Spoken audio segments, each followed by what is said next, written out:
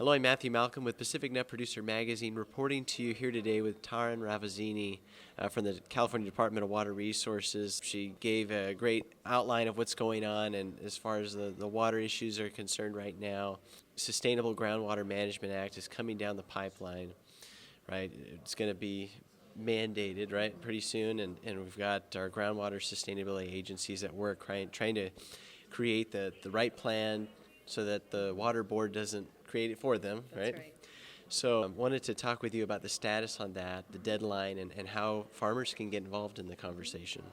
This is a perfect time for farmers to get involved. The Groundwater Sustainability Agencies, particularly for critically overdrafted basins, have a deadline of January 31st of 2020 for their plans. So they are starting to provide public documents of those plans right now. So if locals have not been involved with their Groundwater Sustainability Agency, this is definitely the time, because they can provide feedback on what the GSAs have been planning and get those comments in so that they can be more engaged with what the final plan product ends up to be. Right, so a lot of these critically overdrafted, basins you're talking about, what are these areas you're talking about? Well, there are 21 of those basins that have been defined by the department as critically overdrafted.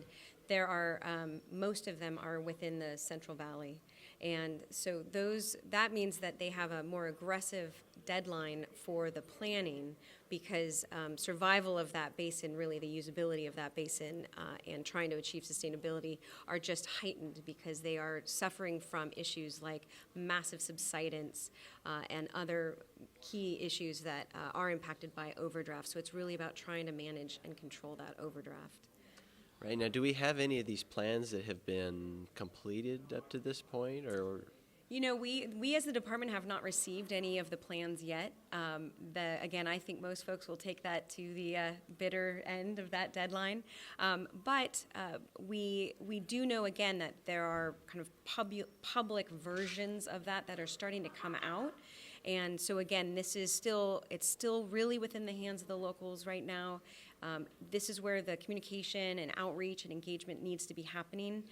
This is, again, you've got about 8 months or so to really continue to get your voice heard, better understand the issues, and share that with that local agency, which does have to conduct their meetings in public. And what are some of the concerns or challenges you're seeing as people are trying to create this plan, right? Because I know if they don't create this plan in time, then the water board's going to have to get involved there. But, what are some of those things you're seeing? Well, I do think that it is a heavy lift. It's a heavy lift to understand the characteristics of the basin. There's a lot of data and tools that the department tries to provide to help these local agencies so that they can come up with their water budgets.